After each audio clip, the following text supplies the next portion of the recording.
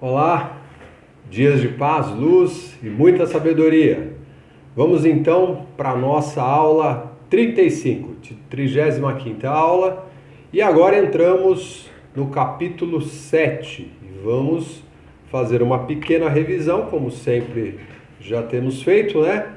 E olhando para a aula anterior, né, pegando aí as informações que nós vimos na aula anterior, seguimos, né, nessa viagem fabulosa com o Sr. Guy Ballard, o amado mestre ascensionado de Saint-Germain, né, visitando aquela outra cidade, né, que existia no Amazonas, que era uma cidade que pertencia àquele império, aquele reino do Amazonas, que infelizmente desapareceu, né? Mas ali nessa outra cidade era a sede do governo e também toda a parte comercial, né, desse império. Então, uma civilização muito desenvolvida e tudo muito bem organizado, de acordo com o que nós vimos ali através da descrição do Sr. Guy Ballard, né, e as orientações que o mestre foi passando para ele e projetando as imagens. E o Sr. Guy Ballard,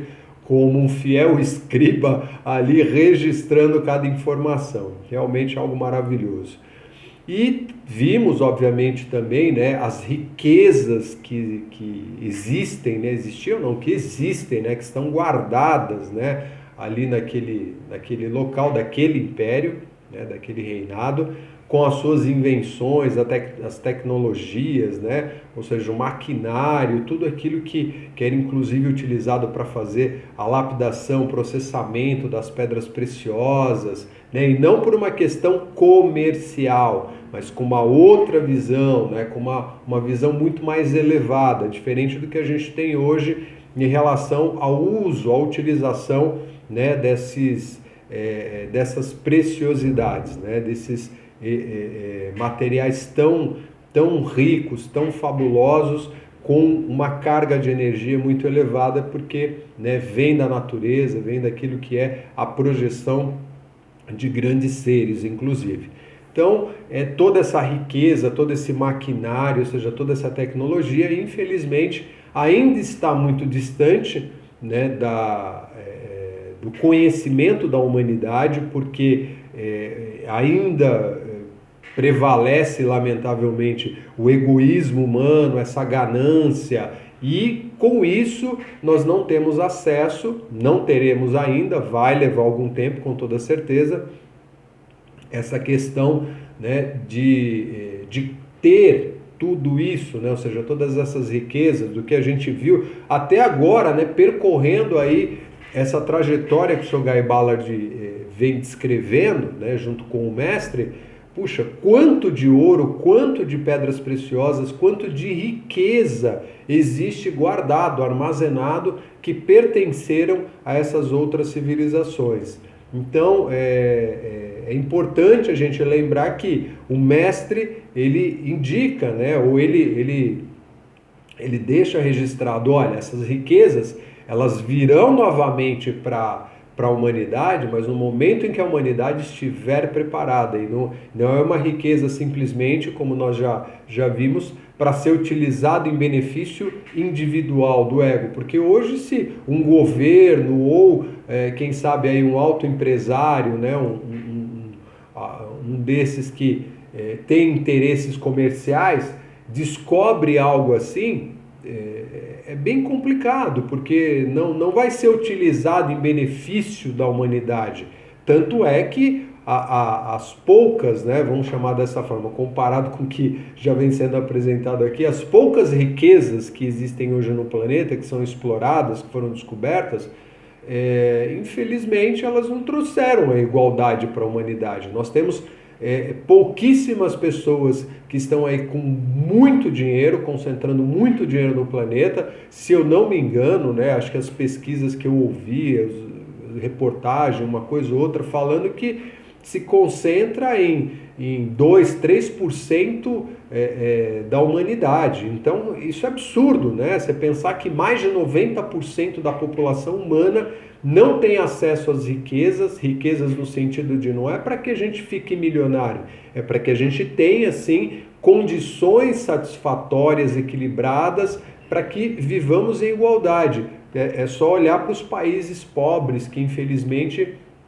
existem aí e que estão nessa condição tão difícil de não ter, né, às vezes um prato de comida. Então isso não é aceitável, isso não é lógico.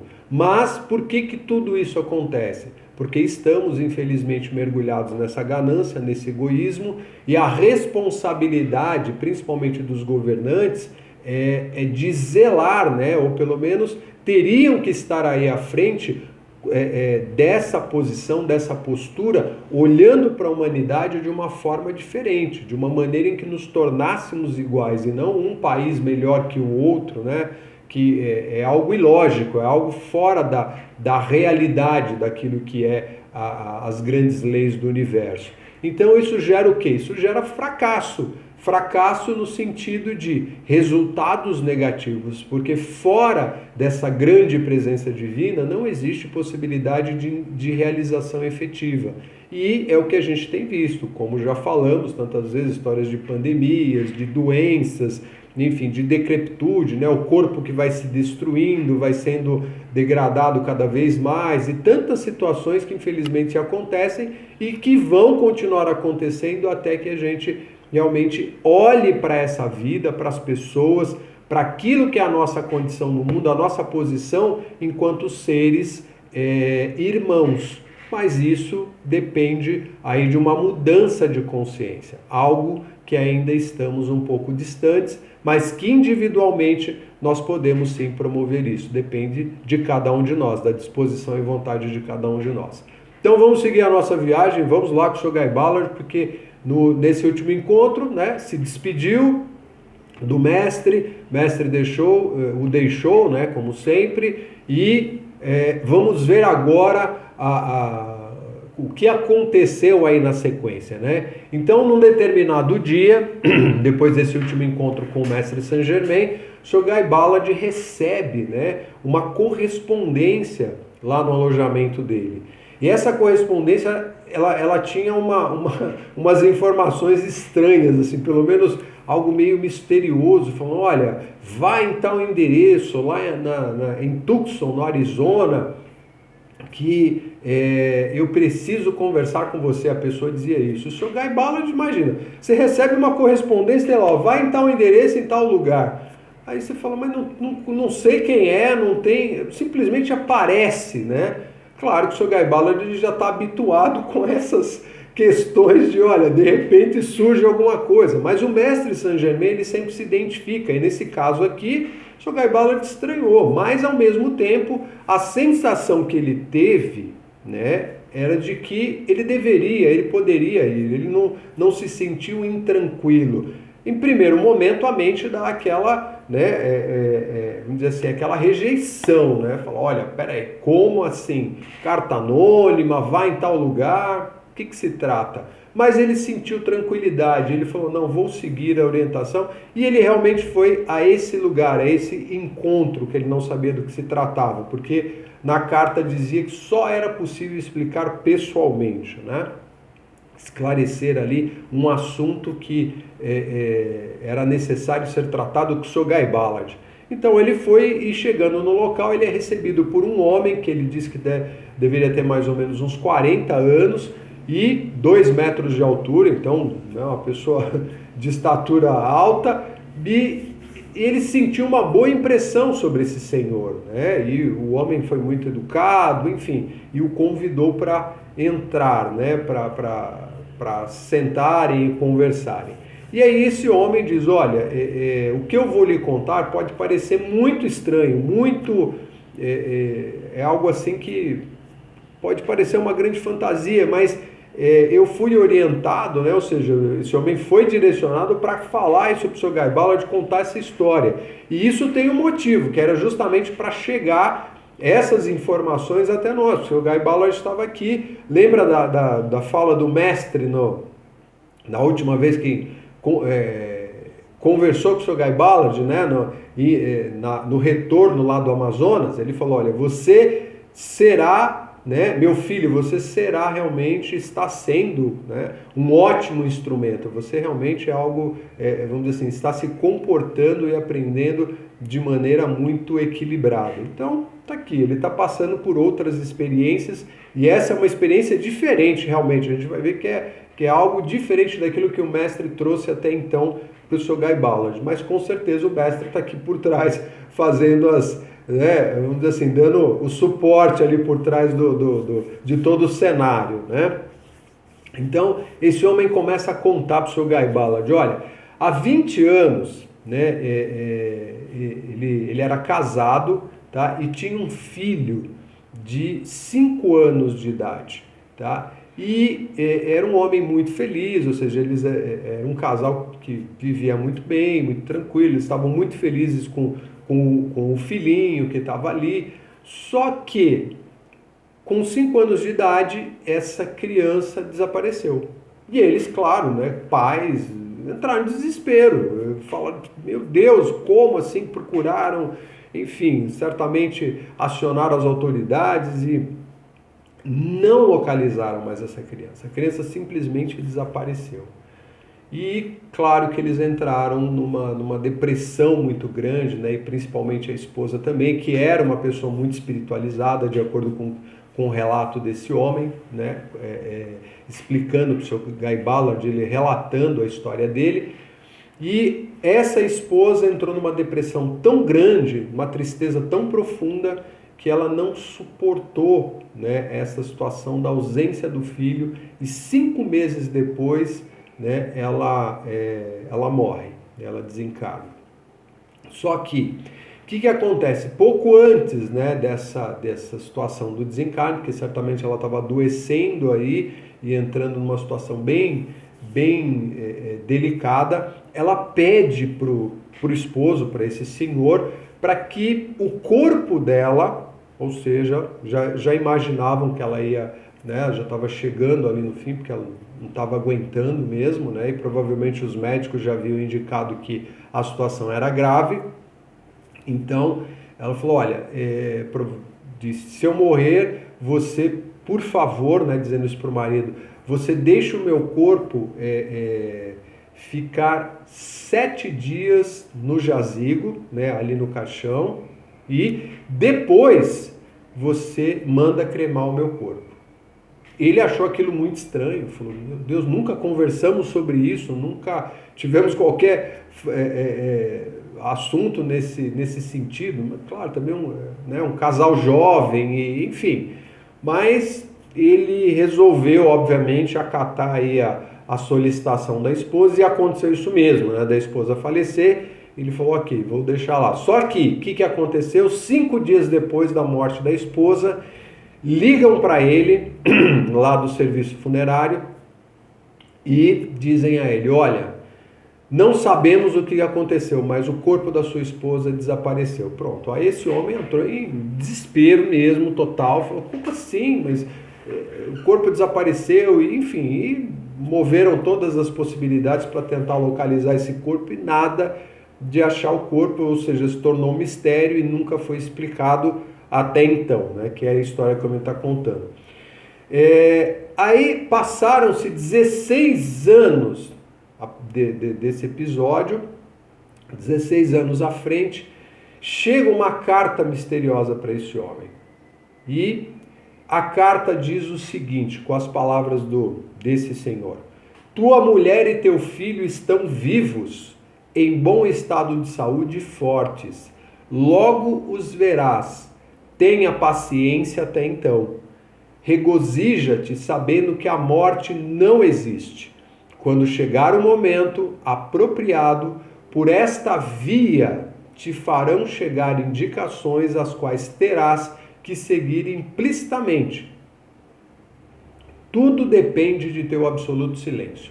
Então, esse homem, imagina, 16 anos depois chega uma carta anônima, não tinha carimbo de correio, não tinha nada. enfim, e ele lê isso e fala, gente, o que é isso? É alguma brincadeira? Então, enfim, é uma situação complicada, né? E você pensar isso lá em 1930, então o homem, poxa vida, tanto tempo se passou, né? Já vivendo aí uma outra vida, enfim, tentando tocar a vida adiante, e certamente aquela dor que permaneceu, né? Então ele recebe uma carta dessa e fala, que tipo de brincadeira é essa? Ele não acreditou nisso, não. Então, aí continua assim, verás e receberás uma explicação completa de tudo aquilo que te pareceu tão misterioso, tá? Então descobrirás por que a verdade é muito mais estranha e maravilhosa que a ficção. Porque até mesmo a ficção mais extraordinária não é mais que a recordação de uma verdade que existe em alguma parte do universo. Assinado um amigo. Então, você para pensar, você fala, gente, é só a gente se colocar no lugar, né? Tentar imaginar isso, porque é o que a gente vem falando até aqui, tudo que é relatado pelo Sr. Guy Ballard, né, que vem através dessa direção do mestre ascensionado Saint-Germain, é um tipo de relato, um livro, que a gente fala, nossa, isso é fantasia, né? Só pode ser fantasia, mas, gente, não é. Isso vem através dessa grande sabedoria que os mestres legaram e que está aí desde todo sempre, mas que não é aberto, né, no sentido de não chega para a massa, não chega para a humanidade, porque a maior parte das pessoas está presa, né, e todos nós, na verdade, de alguma forma, em maior ou menor proporção, nós ficamos presos a essa condição tão limitante que vem através da religião ou não religião, ou outros tantos padrões que vão se somando a tudo isso, e a gente olha para essas coisas como se fosse um conto de fadas, né, como a gente costuma dizer. Mas tá aqui, é um relato, e cabe a cada um de nós analisar, como os mestres dizem, e ver se isso realmente pode ter alguma lógica ou não, né? Porque não é porque nós não vemos que não exista. Então, vamos seguir aqui, né, a história desse homem. Muito bem, então como nós dissemos, um homem, claro que ele não acredita nisso, né? Ele acha que é alguma brincadeira, quem sabe de má fé, enfim. E 3 dias depois, né, que ele recebe essa correspondência, ele está sentado na sala da casa dele e ele ouve a voz da esposa dele. Imagina o susto, ele falou, estou enlouquecendo, estou ouvindo coisas agora. Só que a esposa diz para ele, sou eu, e acredite em mim, sou eu. Só que ele não vê a esposa. Então ele, naquele momento, ele tem, sabe, um ato ali desesperado e fala, ok, eu vou acreditar se eu conseguir ver você. Nesse momento, passado alguns instantes, assim, poucos instantes, começa a se projetar uma luz dentro da sala dele, que ele diz que parece um túnel de luz, e ele vê a esposa. Com isso, a sensação dele muda completamente. Então, sei lá qual é a visão, a forma como isso aconteceu para esse homem, né? Qualquer um de nós, como eu já disse, se colocando no lugar dele, deve ser algo fora da explicação. Mas enfim. E aí então ele vai com toda certeza recebendo, né? A partir daí ele vai recebendo algumas orientações para se preparar para esse encontro, para esse momento que diz que vai acontecer, que ele não sabe como é, só diz, olha, mantenha o teu silêncio. Então, as semanas, né, vão se passando e aí essas orientações vão chegando da mesma forma como ele recebeu a carta. Vão chegando ali e falam, olha, tá aqui, ó, esse aqui é o seu script, esse aqui é o seu roteiro para você seguir. E a carta, né, ou pelo menos esse roteiro, melhor dizendo, esse roteiro, vai dizer para ele, olha, em determinado momento você vai viajar lá para as montanhas, você vai se retirar lá para as montanhas do Tucson, né, ali no Arizona. Você vai lá para as montanhas e dá um mapa, um roteiro para ele seguir. E ele está determinado realmente a seguir isso. Ele fala, não, eu quero ver até onde vai toda essa situação. E ele está contando isso para o seu Guy Ballard. Então, ele reserva lá alguns dias, avisa amigos, né, familiares, as pessoas próximas, fala, olha, eu vou tirar uns dias aí para acampar, vou descansar um pouco, então tô saindo, tá, daqui a alguns dias. E deixa tudo como se fosse realmente um passeio. Então, ele sai para esse momento, né, vai seguindo o roteiro lá, o mapa que é dado para ele, e 3 dias ali depois desse evento, né, da saída dele, ele chega num determinado lugar, que é onde indica o mapa, e já é noite, ele acampa ali. Então, ele dorme e sonha com um rapaz. Sonha que tem um rapaz ali do lado dele. Só que, para surpresa dele, quando ele acorda, qual é o susto dele? Tá lá o rapaz que ele havia sonhado. E ele, né? Poxa, mas acorda, de repente está lá. E o rapaz diz para ele, olha, eu vim para te guiar, para te mostrar o caminho que você tem que seguir. Então, só me acompanhe. E ele lembrando daquelas palavras, mantenha-se em silêncio, não fique questionando, perguntando nada. E ele vai seguindo essa orientação, porque por mais maluco que seja tudo isso, ele se propôs a fazer e está seguindo esse roteiro. E está contando para o seu Gaibala, né? Vamos lembrar que aqui é uma história que ele está contando. E aí eles chegam, né, nessa caminhada, vão ali pelo trecho das montanhas, chegam numa área onde é um desfiladeiro, que não dá para ir para lugar nenhum mais, né? E o rapaz simplesmente se volta para a rocha, para uma parte da parede da rocha, e toca ali numa parte da rocha, e essa pedra, ela se move abrindo um acesso. E o homem fica impressionado, porque esse acesso dá para um túnel, que, de acordo com o que ele descreve também, provavelmente aquilo foi um trecho, uma área onde passou algum rio, enfim, porque tinha um corredor enorme ali. E eles entram nesse túnel, né, através da rocha, e essa pedra volta para o lugar, fecha, e nisso uma iluminação se faz no caminho, e eles conseguem caminhar tranquilamente por dentro desse túnel. E ele se mantém em silêncio, lembrando sempre da orientação. Fica quieto, não fala nada, só vai seguindo, né? E ele está ali, seguindo a sensação, o insight dele, vai. Eles caminham por 1 hora, olha isso, 1 hora caminhando nesse túnel.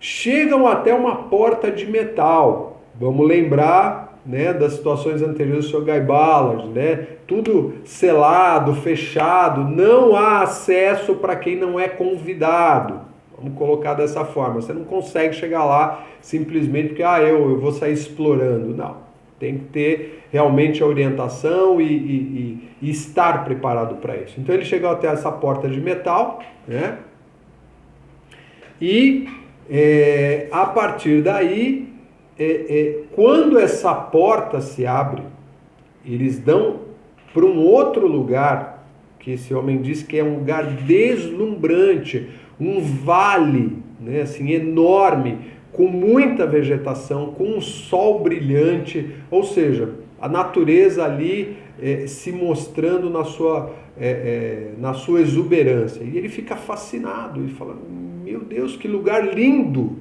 E, ok, o rapaz, né, diz a ele, você está voltando para casa. E ele não entende muito bem isso, óbvio, né? Você está retornando a casa. E vai levando esse homem até próximo, até onde tem um edifício. Ele vai passando o caminho, obviamente, ali contemplando toda a beleza, diz que tem cascatas, tem pomares, né? Tem plantio também de vegetais ali, várias verduras. Então é uma espécie de uma comunidade, né? Como se fosse uma área ali onde vivem muitas pessoas. Então, quando ele chega nesse prédio, né, ele vê uma mulher muito bonita, assim, com uma veste branca muito bonita, que aparece na entrada do prédio. E quando ele se dá conta, é a esposa dele. E o coração dele, provavelmente nessa hora, quase sai da boca. Meu Deus do céu, a esposa ali, e ele fica certamente muito emocionado. Então esse encontro com a esposa, o abraço, né, aquela sensação de meu Deus, tá aqui, viva, né, linda, exuberante. Enfim, e aí a esposa diz para ele, né, aí é que a gente fica sabendo o nome dele, né, Robert. Ela diz para ele, Robert, esse é nosso filho. O rapaz que guiou o senhor Robert é exatamente o filho que desapareceu aos 5 anos de idade. E aí, pronto. Aí é que realmente o coração dele, né, vai aos frangalhos. Aí. Ele fica, né, naquela sensação de a vida está completa, a vida está... Enfim, então, nesse momento, né, ele pensa, puxa vida, meu filho, né, quanto tempo, 16 anos, ele fala, poxa, então ele deve ter 21 anos agora, ele pensa isso, e o menino, ou o rapaz, não mais menino, né, o rapaz automaticamente diz para ele, pai, tenho sim 21 anos e amanhã é o dia do meu aniversário. E ele fala, poxa, mas como é que ele sabia disso, né? Como é que ele sabia que eu estava pensando isso agora? E o rapaz, mais uma vez, diz para ele, olha, aqui as coisas funcionam de uma maneira diferente. Então a gente consegue, né, entrar nessa conexão, nessa comunicação com muita facilidade, que é algo que para a gente já é conhecido, né, através da relação entre o Sr. Guy Ballard e o mestre ascensionado Saint-Germain. Enfim, então, a partir daí, né, todo esse contato, e ele vai conhecer o lugar, e ele vai para dentro do prédio, aí ele tem lá um cômodo onde ele vai se refrescar e se preparar para poder comer alguma coisa, né, então toda a receptividade. E nesse momento, né, ele é apresentado, né, pela esposa e o filho a um grande mestre, que é quem cuida desse lugar, que é chamado de mestre Ariel, né? Então, esse mestre Ariel, ele dá as boas-vindas pro Robert, né, pro Sr. Robert, e começa a explicar para ele, né, que ele foi quem deu assistência à esposa dele, que inclusive a esposa o Sr. Robert é o raio gêmeo dele, que é uma outra história que a gente vai ver um pouco à frente, lá no outro livro. A gente vai falar mais a respeito dessa questão das chamas gêmeas ou raios gêmeos, que muita gente tem curiosidade, né? Mas vai chegar um momento. Então,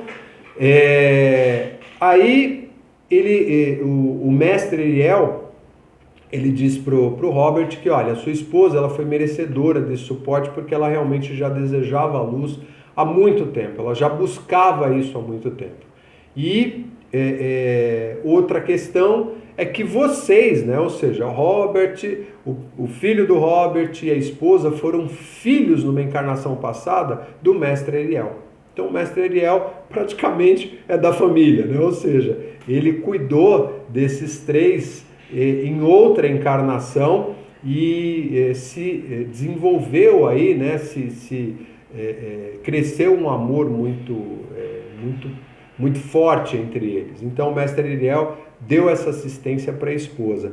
E o mestre Ariel continua explicando, né, pro Robert que, olha, o seu filho, né, ele foi sequestrado. E era a intenção dos bandidos, né, dos sequestradores, pedir um resgate.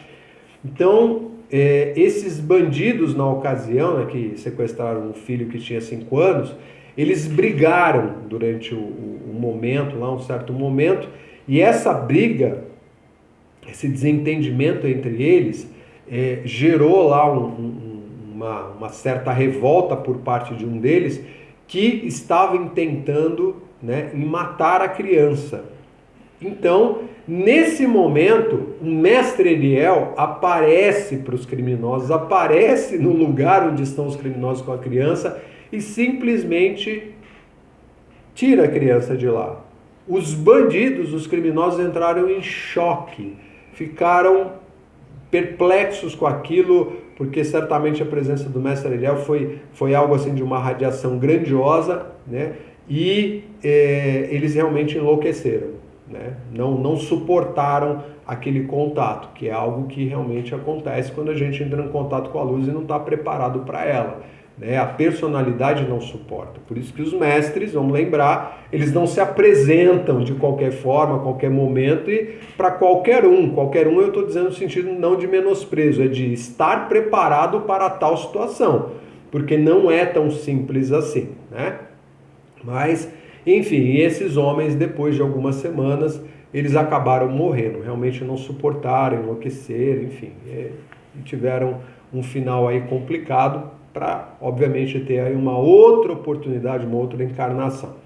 E o mestre Ariel diz o seguinte: se alguém, são palavras do mestre Ariel, se alguém deliberadamente tomar a vida de outro ser humano ou se determina mentalmente a fazê-lo, põe uma causa em movimento que com toda segurança lhe tirará sua própria vida. Então, é bom a gente pensar, né? Aqueles que estão voltados para o mal no sentido de, quero me beneficiar, sabe, prejudicando outras pessoas.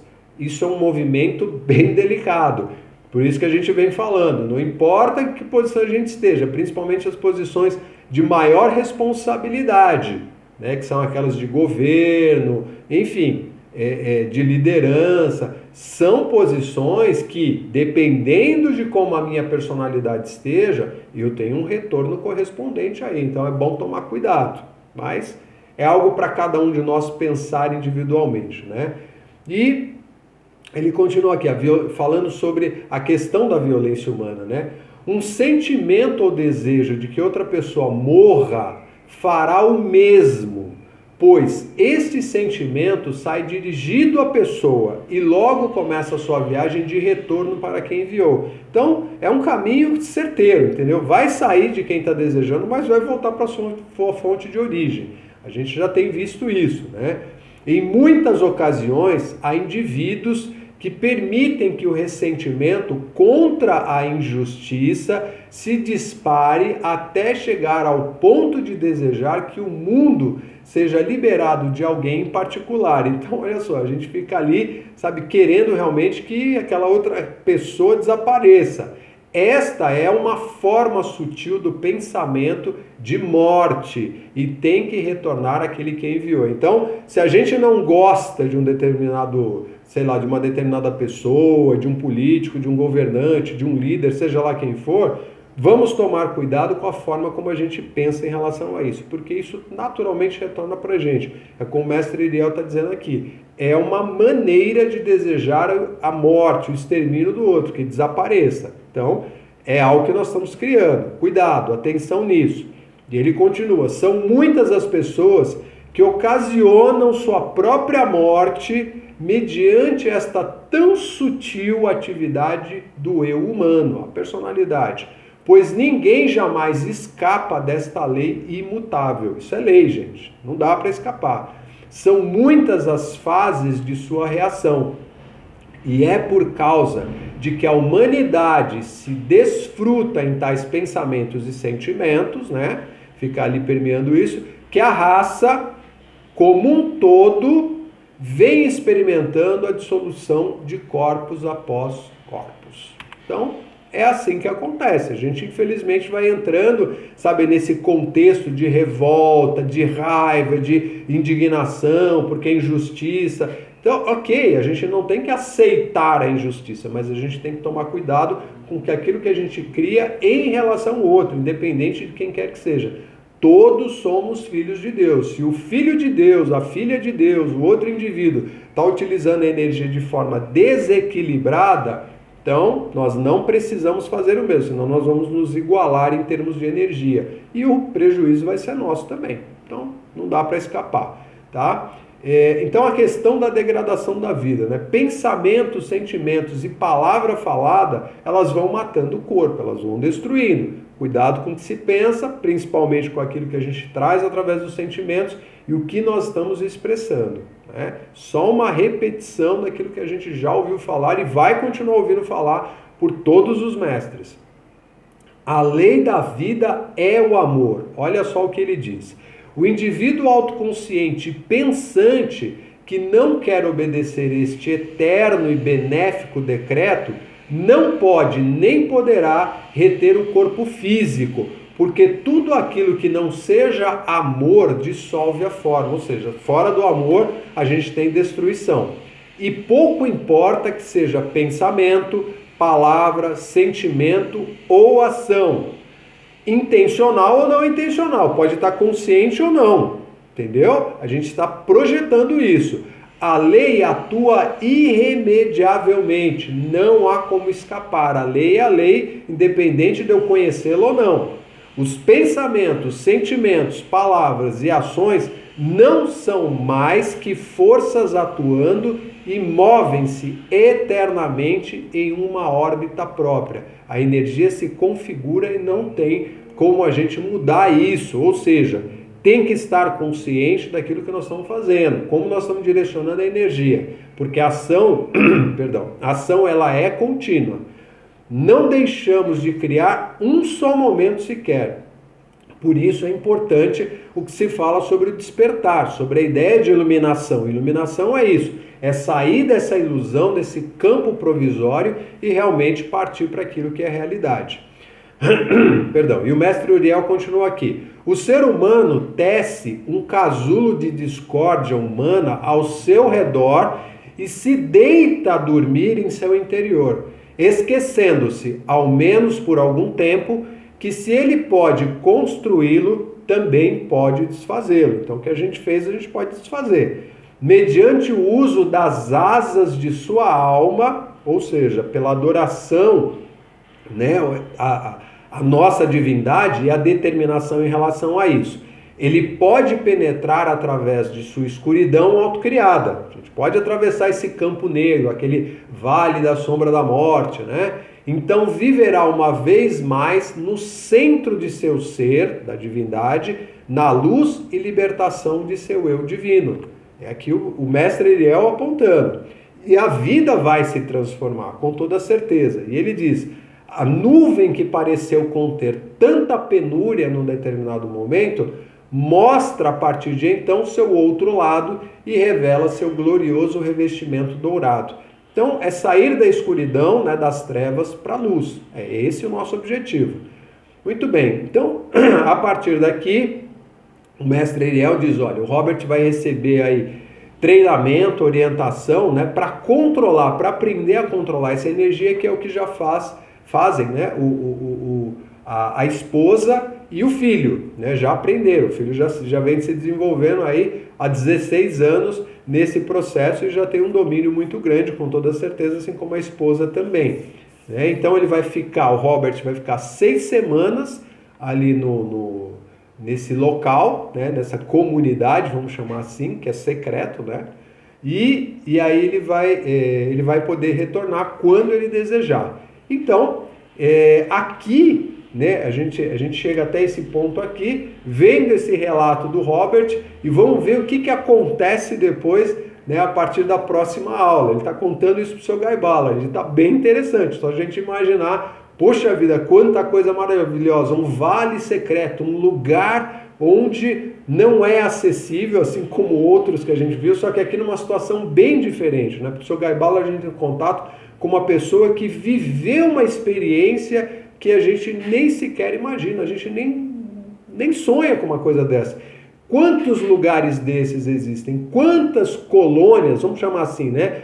Quantos vales secretos existem por aí e a gente nem imagina? Quantas pessoas, né? Eu coloco isso como até uma reflexão pra gente. Quantas pessoas será que já desapareceram e, quem sabe, foram resgatadas, foram direcionadas por merecimento, obviamente, para lugares como esse que existem aqui na Terra? Então, um sonho, né? Pensar assim, poxa, um lugar como esse. Mas é algo que os mestres, né? Ou no caso aqui, o amado mestre ascensionado Saint Germain nos traz como uma grande lição, um grande ensinamento, e cabe a nós refletirmos através dessas palavras, individualmente, como a gente sempre diz, porque assim nós vamos entrar em contato com a nossa consciência e ver se isso faz algum sentido ou não. Por quê? tudo isso é prática. Para a gente alcançar um processo, um patamar mais elevado, depende daquilo que nós estamos buscando. Então, que seja para reflexão, luz, sabedoria e libertação, sempre. Gratidão pela oportunidade e até a próxima aula. Fique em paz. Bênçãos!